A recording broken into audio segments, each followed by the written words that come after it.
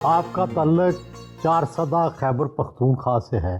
ساری زندگی تو آپ نے پرائیویٹ سیکٹر میں کام کیا بطور ڈاکٹر، لیکن اب آپ ظاہر ہے براہ راست وزیر کی حیثیت سے سرکار چلا رہے ہیں، تو کتنا فرق محسوس کیا نجی شعبے میں اور سرکار میں؟ میں نے گورنمنٹ کے ساتھ بھی کام کیا، انٹرنیشنل آرگنائزیشن جیسے UN World Bank, USAID, EU، Bill Gates Foundation, ان کے ساتھ بھی کام کیا. نہ صرف پاکستان میں بلکہ دنیا کی تقریباً 15-20 ممالک میں بھی کام کیا. انرچمنٹ تو ہوئی میری، اور گروتھ جو ہے میری گریجول ہوئی.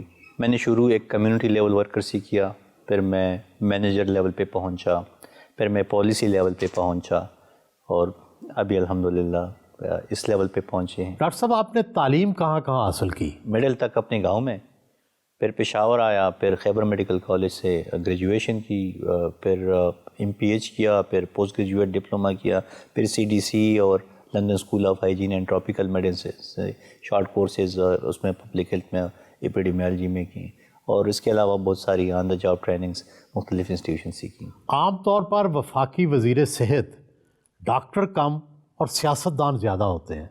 کیا ڈاکٹر جو ہے وہ وزارت صحت کو زیادہ بہتر چلا سکتا ہے یا سیاستدان؟ ہیلتھ ایک ٹیکنیکل منسٹری ہے، تو اس کو تو ایک ٹیکنیکل بیک سٹاپنگ ضرور چاہیے، خواہ منسٹر ہو یا جو بھی فارم میں ہو، کیونکہ ہماری جو بیوروکریسی ہے وہ بھی جنرلائزڈ ہے. تو آپ کا سیکریٹری بھی پبلک ہیلتھ کا کوئی ایکسپرٹ نہیں ہوتا، وہ ایک جرنلسٹ ہوتا ہے. تو آپ اگر بیوروکریسی پہ زیادہ ریلائی کرتے ہیں تو وہ بھی میرے خیال میں زیادہ موزوں نہیں ہے، یا آپ اس پہ کہ پولیٹیشین میں سے ہو. تو ایک مکس ہونا چاہیے کہ پولیٹیکل لیڈرشپ بھی ہو، اونرشپ بھی ہو، اور ٹیکنیکل بھی بیک سٹاپنگ ہو، تو پھر جا کے کچھ بہتری آ سکتی ہے. نگران وفاقی وزیر کے طور پر اپنا سب سے بڑا کارنامہ کیا سمجھتے ہیں؟ الحمدللہ 3-4 ایسے ہیں کہ جس سے میرے خیال میں سیلف ایکچوئلائزیشن کی طرف کافی بڑھا ہوں.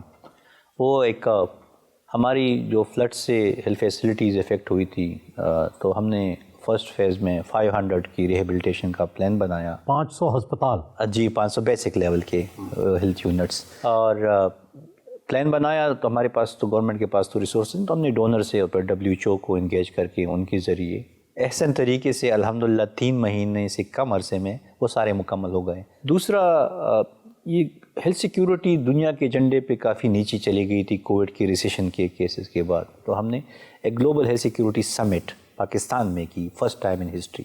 یہ کسی ملک میں نہیں ہوئی، اور اس میں 70 سے زیادہ مندوبین آئے، منسٹرز آئے، مختلف ممالک سے ایکسپرٹس آئے، UN کے ایکسپرٹس آئے، اور اس پہ بھی گورنمنٹ کا آٹھانے کا خرچہ نہیں آیا. اور تیسری جو ہے وہ ہم نے جو شروع کی ہے APIs کا ماڈل، کہ ہم جو مالیکیولز ہیں، بیسس ہیں میڈیسنز کی، وہ انشاءاللہ پاکستان میں بنے گی. تو میرا ویژن تھا کہ میں ایک فارما پارک بنا سکوں، جس کے لیے زمین بھی ہم نے متعین کی ہے، اور SIFC کو بھی انگیج کیا ہے کہ وہ کریں.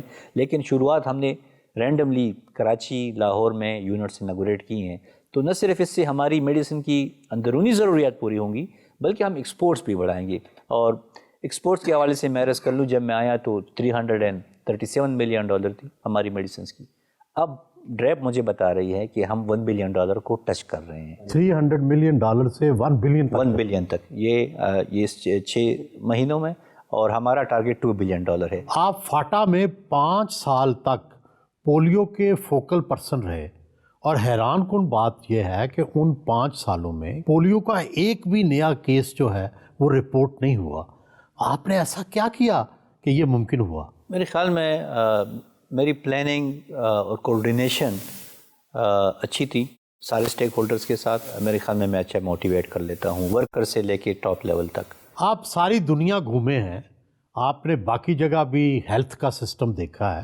پاکستان کے جو صحت کا نظام ہے، اس میں سب سے بڑی خرابی کیا ہے؟ ہماری تو ایک GDP کا 1% ایلوکیٹ ہو جاتا ہے ہیلتھ سیکٹر کو، اور اس میں بھی 70% سے زیادہ ہماری سیکنڈری اور ٹرشری ہاسپٹلس کو جاتا ہے. پرائمری لیول پہ بہت کم جاتا ہے، حالانکہ ہماری 70% بیماریاں پرائمری لیول پہ مینیج ہو سکتی ہیں، وہ ٹریٹ ہو سکتی ہیں. تو یہ ایک کاسٹ افیکٹیو انٹرونشن ہے. اور دوسری، ورک فورس، کمیونٹی لیول کی ورک فورس. ایک تو ہمارے پاس LHWs ہے، وہ بھی 1 لاکھ سے کم ہے.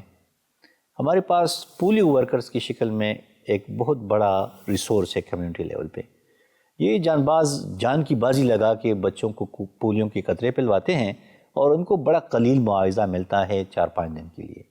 اگر ہم ان کو ٹرین کر سکیں اور پھر ہم ان کے لیے ایک کیریئر پاتھ وے بنا سکیں تو that will be a big game changer in the history of Pakistan.